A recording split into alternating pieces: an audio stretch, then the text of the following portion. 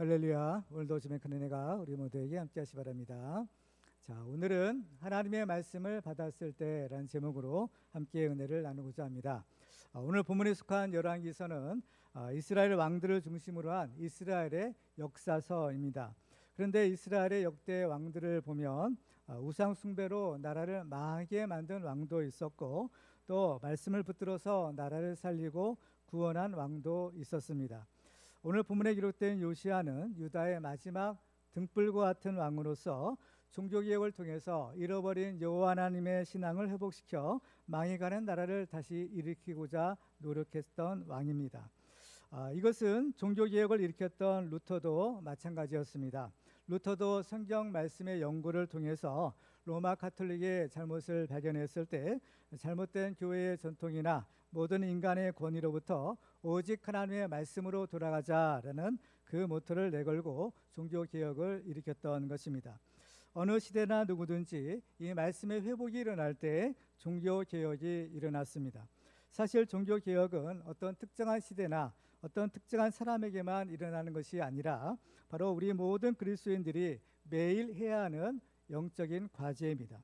왜냐하면 우리는 모든 잘못된 우상들을 버리고 말씀에 기초한 바른 믿음을 가지고 살아야 하기 때문입니다.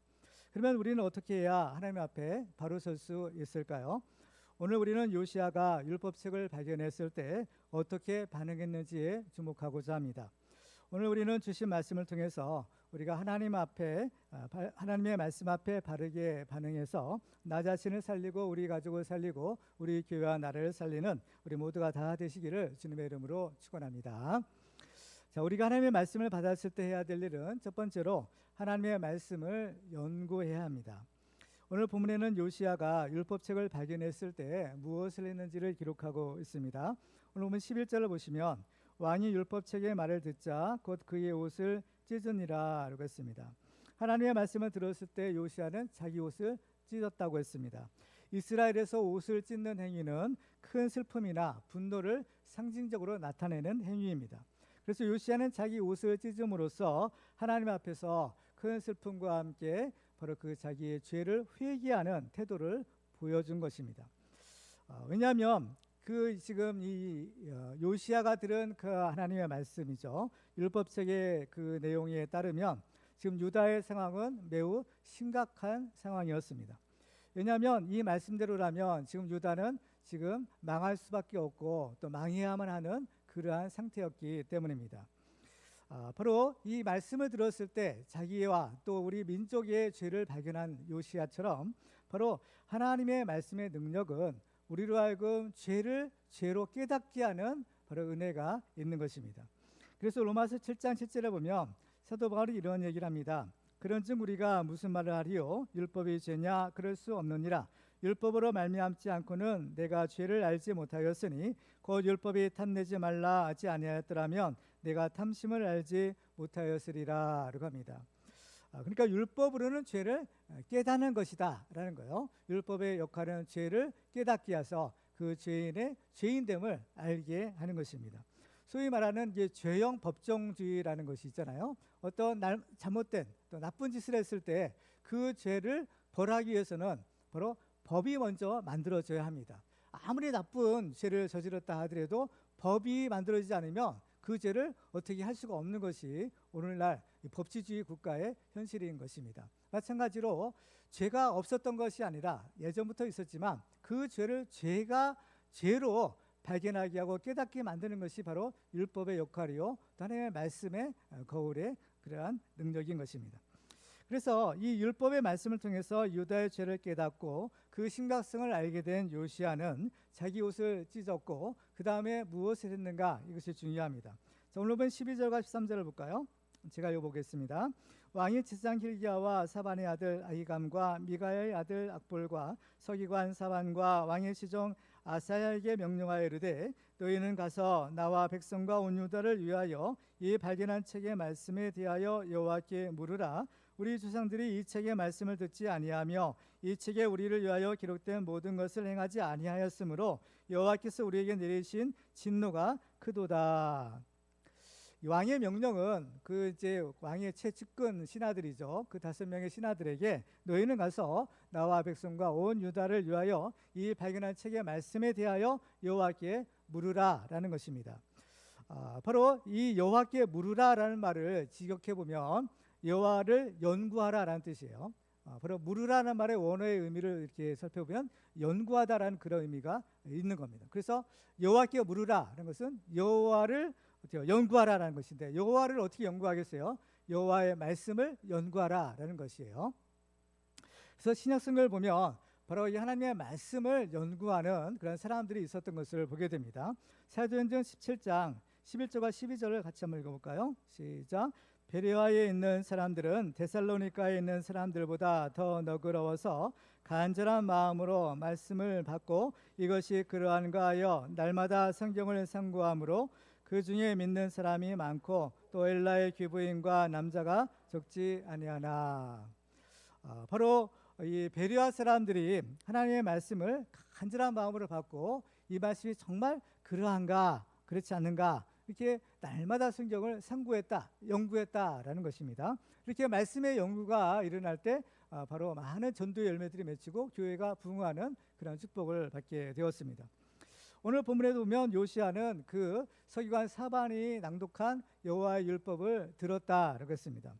그래서 그 율법을 통해서 하나님의 뜻이 과연 어디 있느냐라는 것을 알았던 것이죠. 그래서 이 요시야가 하나님의 뜻이 어디 있는가, 하나님의 뜻이 무엇인가를 몰라서 지금 여호와께 물으라는 것은 아니었던 것입니다. 분명히 말씀을 통해서 지금 유다의 운명은 결정이 된 것입니다. 중한 이 하나님의 징계를 또 형벌을 받아야만 되는 것이 유다의 그러한 운명일진데, 그래서 요시야는 그럼에도 불구하고 어떻게든지 이 유다를 살려보려고 하나님의 말씀 속에서 그 해답을 찾아보고자 했던 것입니다. 이때 요시야는 너희는 가서 나와 백성과 온 유다를 위하여 여호와께 물으라라고 했어요. 바로 이것은 왕 자신은 물론이고 온 백성과 온 나라를 위하여 하나님께 물어야 한다라는 겁니다. 이것은 그야말로 절박한 상황이 아닐 수가 없습니다. 바로 여기에 따라 그야말로 사느냐 죽느냐가 결정될 수 있는 것이기 때문입니다. 사실 이거보다 더 급한 것은 없는 것이죠. 하나님께 물으라. 하나님의 말씀을 연구해서 하나님의 말씀의 뜻을 우리가 깨달아 아는 것은 이처럼 우리의 생명과 직결되는 문제인 것입니다. 특별히 이 여호와께 물으라, 여호와의 말씀을 연구하라라고 했는데, 이 말씀이야말로 사실은 죽을 자를 살리는 하나님의 능력인 것입니다. 우리가 거듭나서 새 사람이 되는 것도 하나님의 말씀으로 된다라고 했죠. 베드로전서 1장 23절입니다. 같이 읽겠습니다. 시작. 너희가 거듭난 것은 썩어질 씨로 된 것이 아니요 썩지 아니할 씨로 된 것이니 살아있고 항상 있는 하나님의 말씀으로 되었느니라. 아멘. 따라서 이렇게 귀한 것이 하나님의 말씀, 성경 말씀입니다. 우리도 이렇게 하나님의 말씀, 성경 말씀을 받았는데 우리가 그 말씀을 연구하지 않으면 자칫 그 말씀은 나와 상관없는 것이 될 위험성이 있습니다. 그래서 이 성경 말씀이 정말 살아 역사하는 하나님의 말씀이 되려면 우리는 이 베레아 사람들처럼 간절한 마음으로 그 말씀을 받고 날마다 성경을 연구하는 것이 필요합니다. 그러면 하나님께서는 우리에게 그 말씀의 의미를 깨닫게 해주시고 또 우리를 말씀으로 만나 주시는 것입니다. 그래서 잠언 8장 17절에 보면 나를 사랑하는 자들이 나의 사랑을 입으며 나를 간절히 찾는 자가 나를 만날 것이니라 라고 하셨습니다. 우리도 이 간절한 마음으로 말씀을 받아 날마다 하나님의 말씀을 연구해서 그 말씀으로 이 시대를 살리는 우리 모두가 다 되시기를 주님의 이름으로 축원합니다. 두 번째로 우리가 하나님의 말씀을 받았을 때 해야 될 일은 하나님의 말씀을 이제 가르쳐야 합니다. 오늘 본문을 보면 요시야 왕으로부터 너희는 가서 여호와께 물으라라는 명령을 받은 사람들이 어디를 찾아갔는지를 이렇게 기록합니다. 14절을 볼까요? 제가 읽겠습니다. 이에 제사장 hil기야와 또 아히감과 악볼과 사반과 아사야가 여손지 훌다에게로 나아가니 그는 할라스의 손자 디과의 아들로서 예복을 주관하는 살롬의 아내라 예루살렘 둘째 구역에 거주하였더라. 그들이 그와 더불어 말하매. 아멘. 왕의 명령을 받은 5명의 충성된 신하들이 찾아간 사람은 다름 아닌 여선지 훌다라는 사람이었습니다. 그러면 왜 신하들은 여선지 훌다에게 찾아가서 이 하나님의 뜻을 물었을까요? 뭐 여러 가지 이유가 있는데 그 중에서 가장 중요한 이유 한 가지는 이 훌다에게는 하나님의 말씀이 있었기 때문입니다. 오늘 15절을 같이 한번 읽어볼까요? 시작. 훌다가 그들에게 이르되 이스라엘 하나님 여호와의 말씀이 너희는 너희를 내게 보낸 사람에게 말하기를. 지금 훌다는 바로 이스라엘 하나님 여호와의 말씀으로 말을 하고 있는 것입니다. 그렇기 때문에 이 순간만큼은 바로 하나님의 권위를 위임받은 것입니다. 하나님의 말씀을 위임받은 것, 바로 이것이 얼마나 큰 축복인가. 바로 예수님께서는 요한복음 10장 34절과 35절에서 이렇게 말씀합니다. 우리 같이 한번 읽어볼까요? 시작.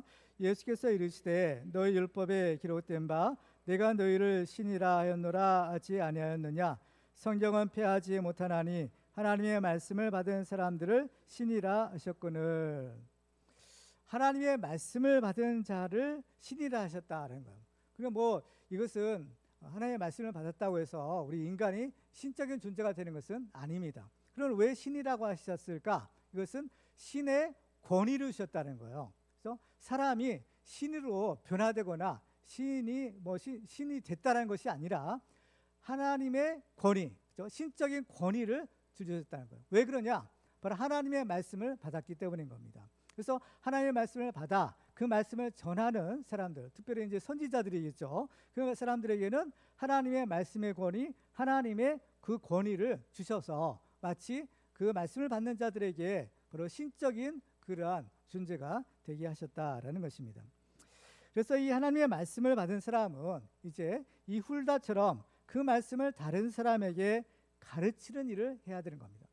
하나님의 뜻을 구하러 온 이 요시야의 신하들에게 훌다는 뭘 가르쳐요? 하나님의 말씀을 전하고 하나님의 말씀을 가르치는 겁니다. 이처럼 하나님의 말씀을 받은 사람들은 이제 그 말씀을 자기만 간직하는 것이 아니라 이 말씀을 다른 사람에게 가르치는, 전파하는 그 사명을 감당해야 하는 것입니다. 특별히 이 일을 누가 맡았느냐? 여선지자 훌다가 맡았다고 했어요. 이걸 보건대 하나님께서는 하나님의 일을 하는데 남녀노소 빈부귀천을 가리는 분이 아니다라는 사실을 알게 됩니다. 누구든지 하나님의 말씀을 붙들고 그 말씀을 연구하고 그 말씀에 온신해서 그 말씀을 전파한다면 하나님께서는 바로 그 사람을 사용하시고 그 사람을 높여주시는 것입니다. 그렇기 때문에 이 하나님의 말씀을 받은 사람은 명확한 하나님의 말씀을 전해야 될 그 사명이 있는 것입니다. 사도 바울이 방언에 대한 가르침을 줄 때 이런 얘기를 했습니다. 고린도서 14장 7절과 8절을 보시면 혹 필이나 검은고와 같이 생명 없는 것이 소리를 낼 때에 그 음의 분별을 나타내지 아니하면 필이 부는 것인지 검은고 타는 것인지 어찌 알게 되리요. 만일 나팔이 분명하지 못한 소리를 내면 누가 전투를 준비하리요 라는 겁니다. 바로 이러한 명확한 소리를 내야만 이런 어떤 신호라든지 어떤 음악에 그러한 곡조를 맞출 수가 있는 것처럼 바로 이 하나님의 말씀을 전하는 것도 마찬가지라는 겁니다. 하나님의 말씀을 명확하게 분명하게 전할 필요가 있는 것이에요. 바로 말씀을 전하는데 전하는 사람이 이게 무슨 얘기인지도 자기도 모르고 또 그렇다면 듣는 사람도 더 말할 것도 없는 것이겠죠. 그렇기 때문에 우리들은 이 하나님의 말씀을 잘 깨닫고 명확하게 가르치는 그러한 사명을 감당해야 하는 것입니다. 바로 예수님께서 지상 명령을 주셨을 때도 마찬가지였어요. 마태복음 28장 19절과 20절을 같이 읽겠습니다. 시작. 그러므로 너희는 가서 모든 민족을 제자로 삼아 아버지와 아들과 성령의 이름으로 세례를 베풀고 내가 너희에게 분부한 모든 것을 가르쳐 지키게 하라. 볼지어다 내가 세상 끝날까지 너희와 항상 함께 있으리라 하시니라. 아멘. 여기서 20절에 보면 내가 너희에게 분부한 모든 것을 가르쳐 지키게 하라는 거예요. 가르치는 거예요. 가르쳐서 지키게 하라라는 것입니다. 여러분은 어떻습니까? 하나님의 말씀을 간절하게 받고 계십니까? 그리고 그 말씀을 날마다 연구하고 계십니까? 그렇다면 하나님께서는 우리 주신 그 말씀의 의미를 분명하게 깨닫게 해주시고 하나님의 뜻을 명확하게 분별하게 해주실 것입니다. 그래서 우리가 이렇게 하나님의 말씀으로 묵상하게 되면 어느 순간 하나님이 높여주시고 또 사용하여 주실 때가 올 것입니다. 우리는 하나님의 말씀을 연구하고 그 말씀을 가르쳐 지키게 함으로써 바로 이 시대를 살리는 우리 모두가 다 되시기를 주님의 이름으로 축원합니다. 마지막으로 우리가 하나님의 말씀을 받았을 때 해야 될 일은 하나님의 말씀에 반응해야 합니다. 하나님께서 여호 선지자 훌다를 통해서 요시야에게 주신 말씀은 두 가지였습니다. 첫 번째는 유다에 대한 심판의 선언입니다. 자, 16절을 볼까요? 같이 읽습니다. 시작. 여호와의 말씀이 내가 이곳과 그 주민에게 재앙을 내리되 곧 유다 왕이 읽은 책의 모든 말대로 하리니. 여기서 우리는 두 가지 사실에 주목할 필요가 있습니다. 하나는 언약적 저주에 관한 것입니다. 하나님께서 이곳과 그 주민에게 재앙을 내리시는데 곧 유다 왕이 읽은 책의 모든 말대로 할 것이다 라는 것입니다. 유다 왕이 읽은 책은 율법책을 의미하는 것이죠. 아마도 축복과 저주를 선포하고 있는 신명기의 말씀일 것이다 라고 학자들은 추정합니다. 특별히 신명기 28장은 하나님의 백성에 대한 축복과 또 저주가 동시에 선포된 말씀이 기록되어 있는 장입니다. 그래서 하나님께서는 그 책의 모든 말씀대로 행할 것이다 라고 선언하시는 겁니다. 바로 이것이 언약적 축복과 언약적 저주라는 것입니다. 하나님께서는 이미 말씀으로 이스라엘 백성들과 약속하셨습니다. 하나님을 섬기고 그 말씀에 순종하면 이러이러한 축복을 주시겠다라고 약속하셨고, 그러나 만일 하나님을 배신하고 우상을 섬기고 그 말씀에 불순종하면 이러이러한 저주를 내릴 것이다 라고 또한 약속하신 겁니다. 그래서 이제 하나님께서는 그 언약하신 말씀대로 이제 시행하리라 라고 하시는 겁니다. 특별히 이어지는 17절을 보시면 그들의 죄악이 이렇게 기록됩니다. 이는 이 백성이 나를 버리고 다른 신에게 분향하며 그들의 손의 모든 행위로 나를 경노하게 하였음이라. 그러므로 내가 이곳을 향하여 내린 진노가 꺼지지 아니하리라 하셨느니라. 바로 그 죄에 대한 하나님의 심판이 반드시 있다라는 거예요. 그리고 그 심판은 바로 언약의 말씀에 따라 내리는 바로 재앙으로 나타나게 되는 겁니다. 그리고 우리가 또 한 가지 주목할 사실은 심판의 대상에 관한 것입니다. 앞절 16절에서 보면 여호와의 말씀이 내가 이곳과 그 주민에게 재앙을 내리다라고 하십니다. 여기서 재앙을 내리는 대상이 어느 곳이에요? 두 곳이죠. 이곳과 그 주민에게라고 하는 거죠. 이곳과 주민. 이곳이라는 것은 바로 예루살렘에 있는 땅을 말하는 것이고, 바로 그 주민이라는 것은 예루살렘에 살고 있는, 유다에 살고 있는 백성들을 말하는 것입니다. 그런데 바로 이 땅과 그 주민에게 재앙을 내리겠다는 거예요. 사람이 죄를 범하게 되면 영적으로 그 사람이 사는 땅, 그 사람에 속한 땅이 더러워지게 됩니다. 그래서 사람의 죄가 관영하게 되면 반드시 하나님의 심판이 임하게 되는데, 그 심판은 더럽혀진 땅을 정화시키는 의미인 겁니다. 그래서 죄를 범한 사람들은 또한 그 땅이, 물론 하나님도 그 사람을 심판하시지만 그 사람이 속한 땅이 그 사람들을 토해내서 그들이 더 이상 그 땅에 살 수 없도록 하는 것이 바로 이 땅과 관련된 영적인 원리인 것입니다. 이것은 어느 지역이나 어느 사람에게나 동일하게 적용되는 원리입니다. 그래서 이스라엘 백성들이 그 당시에 바로 이 가나안 땅을 차지하고 살았었는데, 그들이 살기 이전에 그 가나안 원주민들도 바로 그러한 연유로 그 땅에서 토함을 받고 쫓겨나게 되었다는 겁니다. 특별히 이 땅을 더럽히는 것이 죄인데, 이 땅을 더럽히는 심각한 죄가 몇 가지가 있습니다. 그 가장 중요한 첫 번째 죄는 우상 숭배의 죄입니다. 그리고 또 한 가지의 죄는 바로 무고한 사람의 피를 흘리는 바로 살인죄가 해당됩니다. 그리고 또 한 가지, 세 번째 중한 죄는 바로 각종 성적인 타락의 죄가 그 땅을 더럽히는 죄라라고 하나님께서 말씀하여 주셨습니다. 그래서 레위기서 18장 24절로 26절에 보면 이렇게 기록합니다. 같이 한번 읽어볼까요? 시작. 너희는 이 모든 일로 스스로 더럽히지 말라. 내가 너희 앞에서 쫓아내는 족속들이 이 모든 일로 말미암아 더러워졌고 그 땅도 더러워졌으므로 내가 그 악으로 말미암아 벌하고 그 땅도 스스로 그 주민을 토하여 내느니라.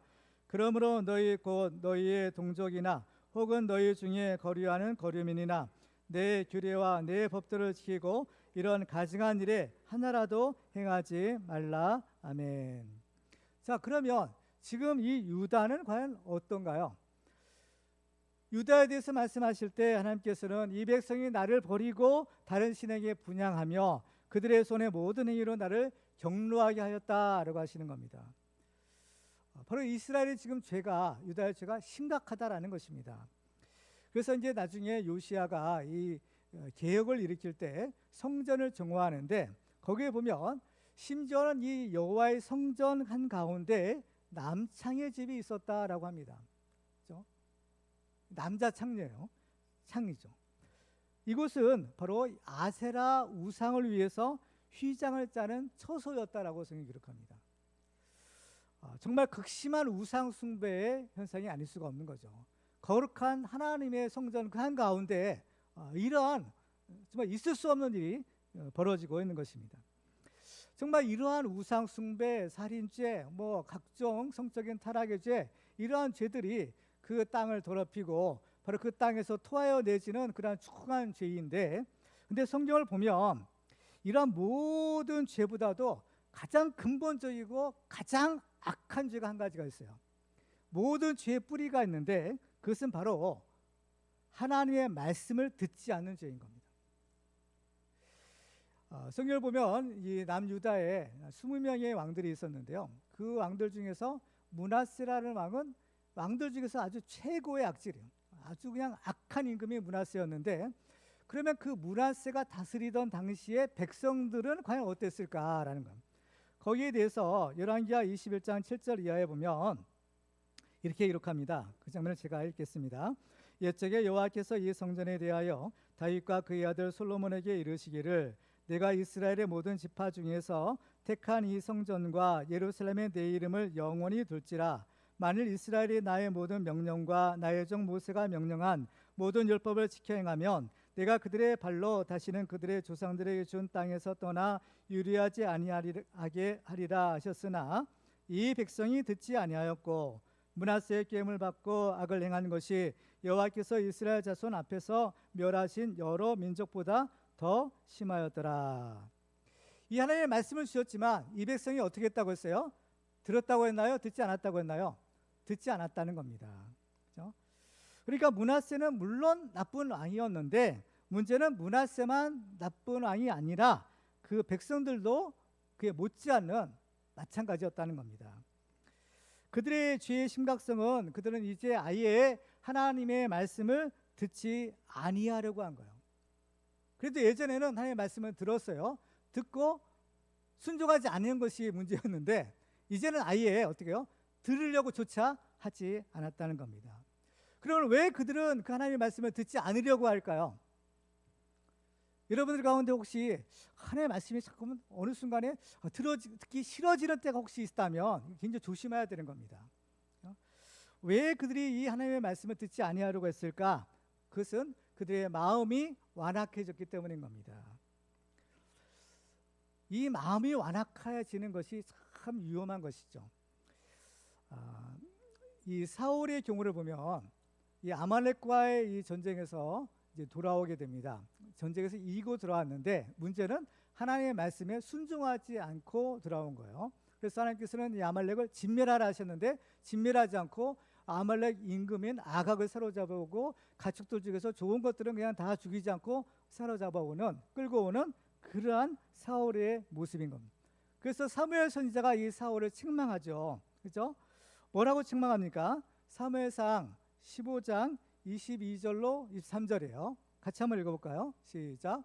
사무엘이 이르되 여호와께서 번제와 다른 제사를 그의 목소리를 청중하는 것을 좋아하심같이 좋아하시겠나이까? 순종이 제사보다 낫고 듣는 것이 순양의 기름보다 나으니 이는 거역하는 것은 점치는 죄와 같고 완고하는 것은 사신 우사에게 전하는 죄와 같음이라. 왕이 여호와의 말씀을 버렸으므로 여호와께서도 왕을 버려 왕이 되지 못하게 하셨나이다 하니. 그렇습니다. 이 듣는 것이 순양의 기름보다 낫다는 겁니다. 그래서 하나님의 말씀을 듣는 것이 하나님께 제물 드리는 것보다 훨씬 나은 거라는 거예요. 하나님이 원하시는 것이 뭡니까? 제물, 물질 이것이 아니라는 거예요. 제일 원하시는 것은 하나님의 말씀을 듣는 거라는 겁니다. 이 듣는 것이 이렇게 중요한데 지금 이스라엘 백성들, 유다 백성들 어때요? 하나님의 말씀을 들으려고 하지 않는 겁니다. 그렇죠? 그 때문에 이러한 것은 뭐요? 그 마음이 완악하기 때문인 겁니다. 이 완악한 마음이 얼마나 악한 것이냐? 사신 우상에게 절하는 죄와 같다라는 것입니다. 그러니까 모든 우상 숭배와 각종 가증한 죄의 뿌리가 어디에 있는 거예요? 그 완고한 마음에서부터 시작이 된다라는 것입니다. 그래서 성경을 보면 무릇 지킬 만한 것 중에 그렇죠? 더욱 내 마음을 지키라. 생명의 근원이 이에서 남이라는 겁니다. 그러니까 우리의 마음이 완고해지지 않도록 우리의 마음을 지켜야 된다라는 것입니다. 우리의 마음이 완고해지게 되면 이것은 영적으로 죽은 상태가 되는 겁니다. 예수님께서 마태복음 11장 16절에서 이렇게 말씀합니다. 이 세대를 무엇으로 비유할까? 비유하건대 아이들이 장터에 앉아 제목 동물을 불러 이르되 우리가 너희를 향하여 피리를 불어도 너희가 춤추지 않고 우리가 슬피 울어도 너희가 가슴을 치지 아니하였다함과 같도다. 도저히 뭐 기쁜 소식을 전해도 또 슬픈 소식을 전해도 아무런 반응이 없어요. 목각 인형처럼 듣는지 마는지 반응이 없는 것입니다. 이렇게 말씀을 들려줘도 아무런 반응이 없는 사람들은 영적으로 죽은 것이에요. 이것은 그들의 양심이 화인을 맞아 소위 영적인 무감각한 상태로 있는 것입니다. 예수님은 하나님의 말씀을 듣고 또 심지어 기적을 체험했음에도 불구하고 회개하지 않은 사람들을 책망하셨습니다. 마태복음 11장 20절과 21절 볼까요? 예수께서 권능을 가장 많이 행하신 고을들이 회개하지 아니하므로 그때 책망하시되 화했을진저 고라시나 화했을진저 벳세다야 너에게 행한 모든 권능을 두로와 시돈에서 행하였더라면 그들이 벌써 베옷을 입고 제에 앉아 회개하였으리라. 내가 너에게 이르노니 심판날에 두로와 시돈이 너희보다 견디기 쉬우리라. 아멘. 그렇다면 과연 우리들은 어떨까요? 여러분은 어때요? 여러분의 양심은 살아 계십니까?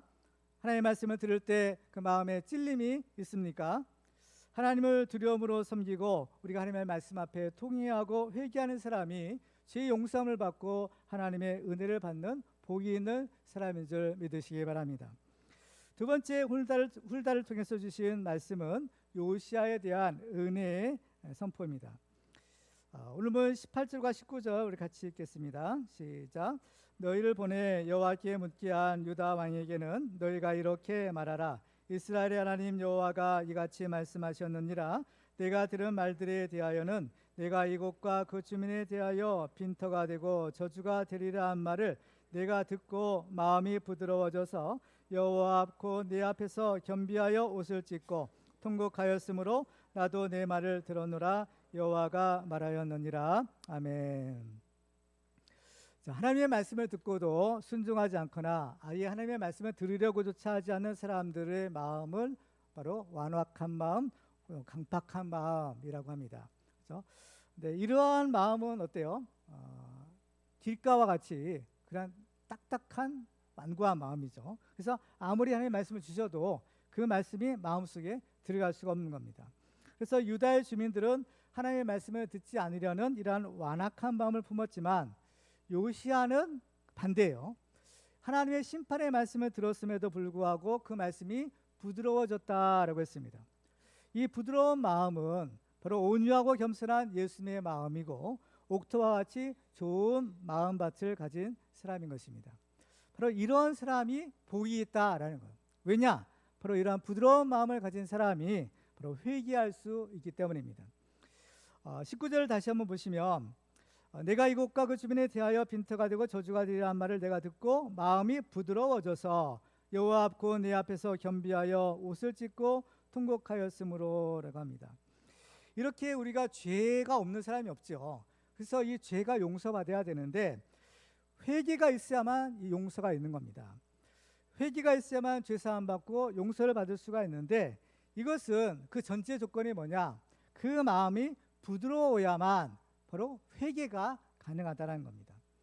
그래서 호세아 10장 12절에 보면 이렇게 말씀합니다. 같이 한번 읽어볼까요? 시작.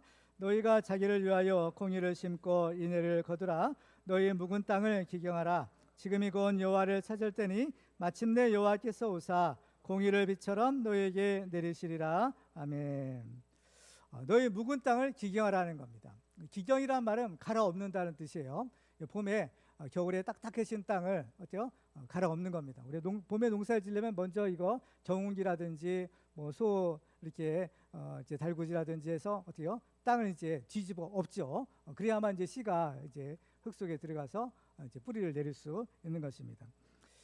이것처럼 우리가 하나님 앞에서도 은혜 받기 위해서는 먼저 우리의 강팍해진 마음, 우리 딱딱해진 마음, 완악해진 마음들을 먼저 기경하라, 갈아엎어야 된다, 회개해야 된다라는 것입니다.